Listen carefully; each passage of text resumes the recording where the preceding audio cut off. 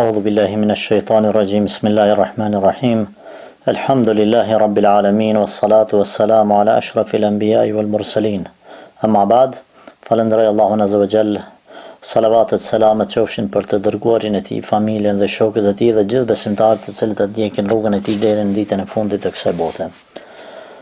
Dersi 4 me radhë flet për vlerën e agjerimit. Me këtë ders fillimisht synojmë agjerimin e muajit të Ramazanit, të tregojmë disa nga vlerat e tij.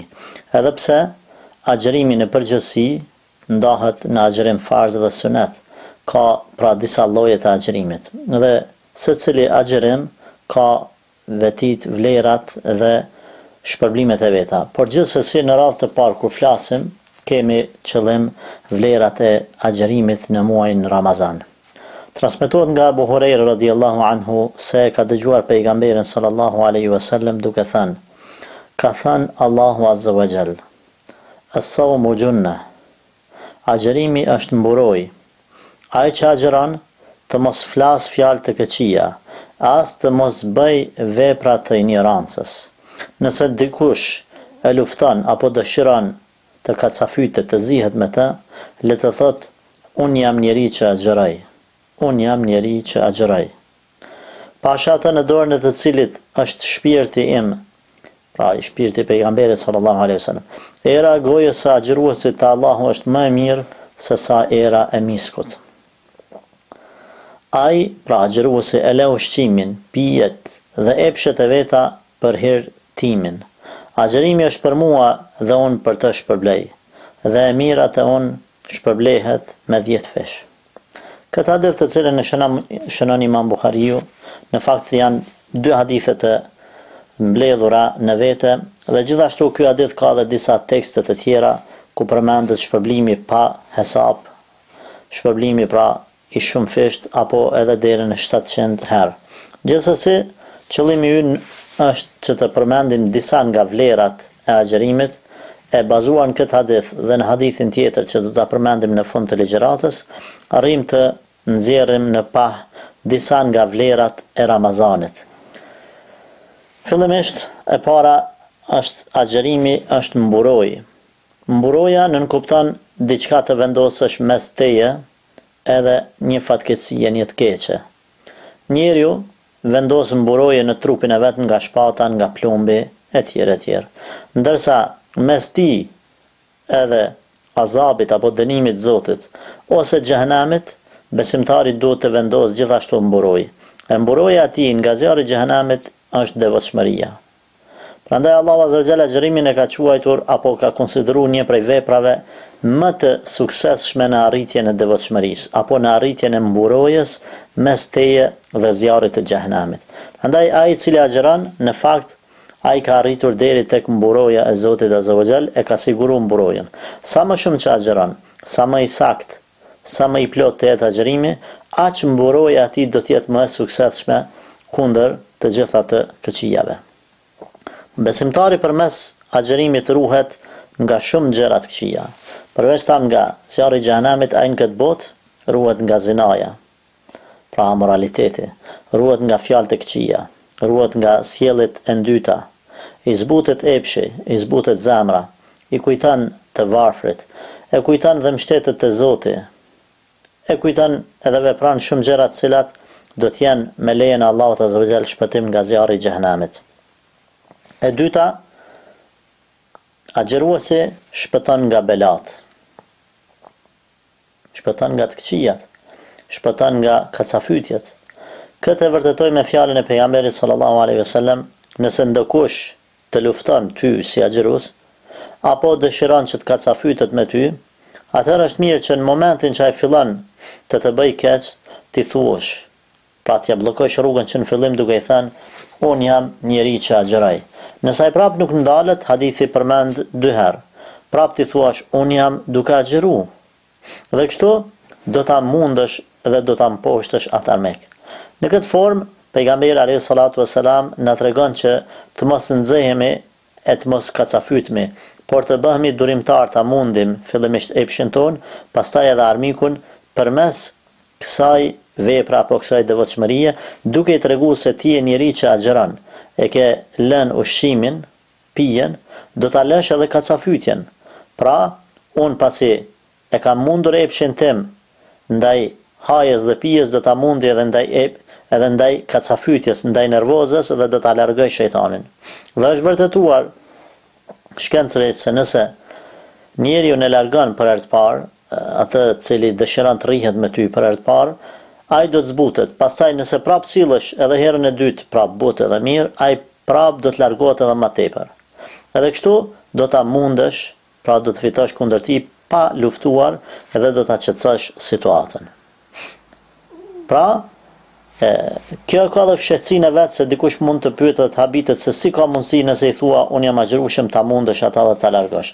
Për arsye se përderisa ti e ke mund epshin tënd, e ke mund shejtanin tënd, edhe arrish që tjetrit të ndalesh para tjetrit, të mos rrokësh, të mos përlahesh me tjetrin, të mos kacafytesh, pra e mundat nervozën tënde edhe heshte shun shejtanin që e ke në vetvete.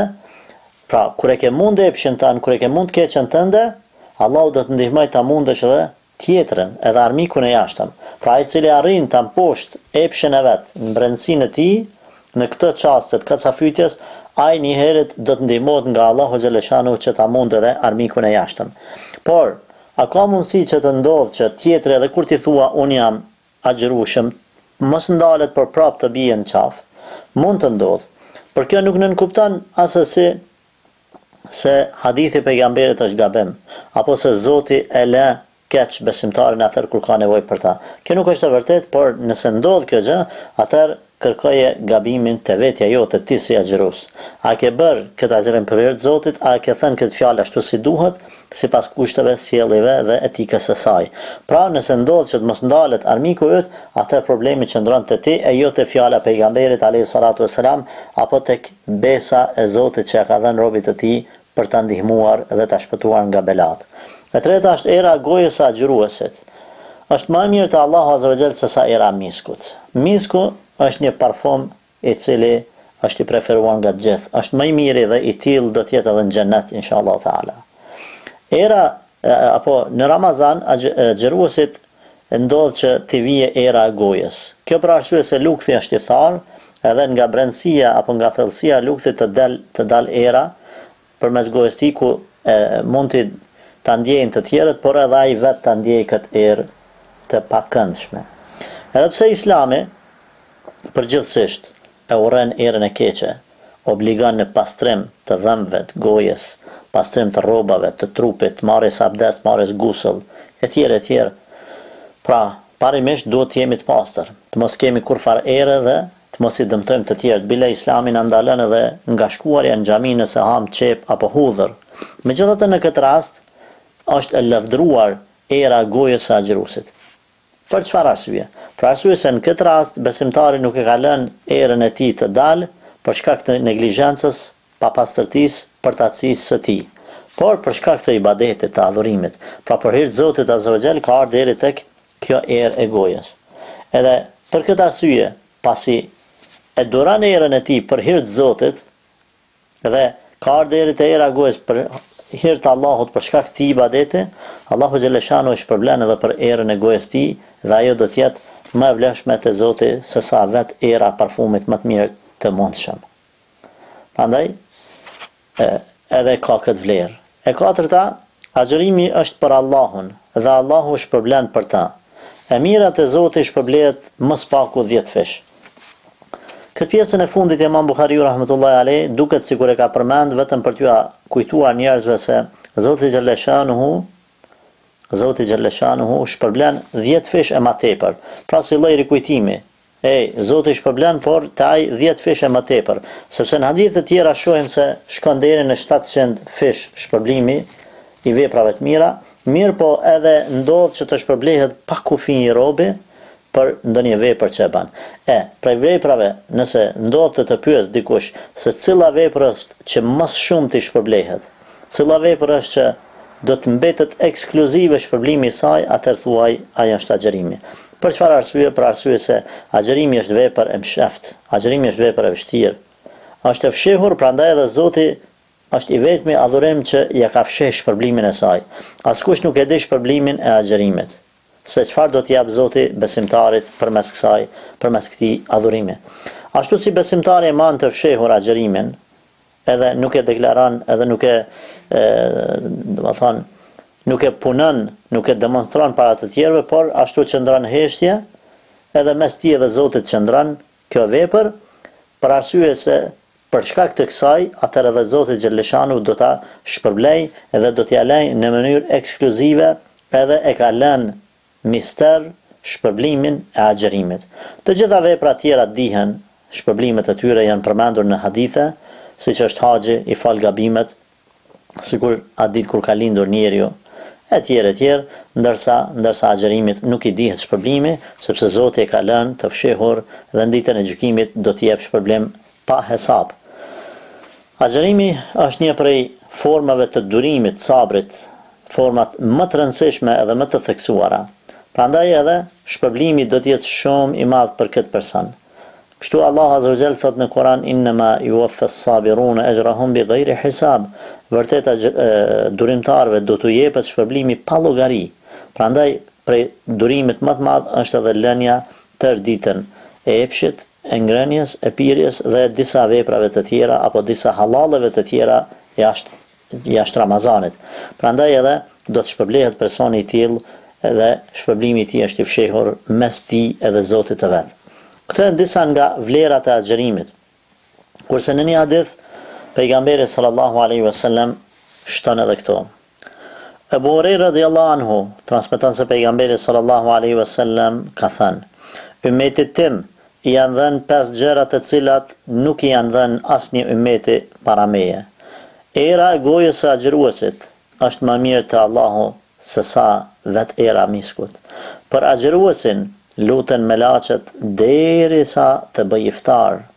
Allahu çdo ditë zbukuron xhenetin duke i thënë: së shpejti robët e mi do t'i flakin nga vetja, vështirësi dhe lodhjet dhe do të futen brenda teje. Andaj zbukurahu. Këtë muaj lidhen shejtant duke mos pas mundësi të arrin aty ku arrin jashtë këtij muaji. Dhe i falen pra agjeruesit mëkatet në fund të natës. E pesta i falen mëkatet në fund të natës. Shokët e pyetën pejgamberin sallallahu alaihi wasallam: "Ja Rasulullah, me fjalën fund të natës ke për qëllim fundin e natës së Kadrit?"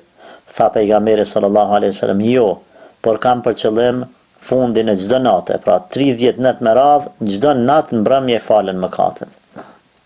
Tha pejgamberi, pra vazhdoi: "A dini thot pasi punëtorit i jepet, a dini se punëtorit i jepet shpërblimi në fund më njëherë pas përfundimit të punës vet. Kështu edhe Allahu i jep thot shpërblimin robit të tij në fund të çdo nate." Në këtë hadithin e dytë i cili shënohet e Imam Ahmedit e Bezari dhe Bejheqiu, senedi i tij është i dobët, mirë po disa pjesë të hadithit janë të argumentuara në disa tekste të tjera. Këtu përveç atyre që i përmendëm më lart, kemi edhe lutjen e melaçeve që e bëjnë për robët e tij çdo natë. Pastaj Zoti që zbukuron xhenetin çdo natë për robët e tij. Gjithashtu, këtu kemi shtojës edhe në fund të çdo nate, Zoti xhelleshanuhu ja fal mëkatet e robërve të tij, atyre që janë agjërueshëm. Pra këto janë disa nga vlerat e agjerimit në përgjithësi, por të muajit Ramazan në veçantë. Lut Allahun azza xhel që të na mundsoj edhe neve të arrijmë këto vlera dhe të na i fal gabimet tona, të na pranoj këtë muaj, na i pranoj këtë ditë të agjerimit dhe të na i lehtësoj edhe ditët në vazhdim. Deri në dersën e tjetër, Allahu qoftë me juve. Assalamu alaikum wa rahmatullahi wa barakatuh.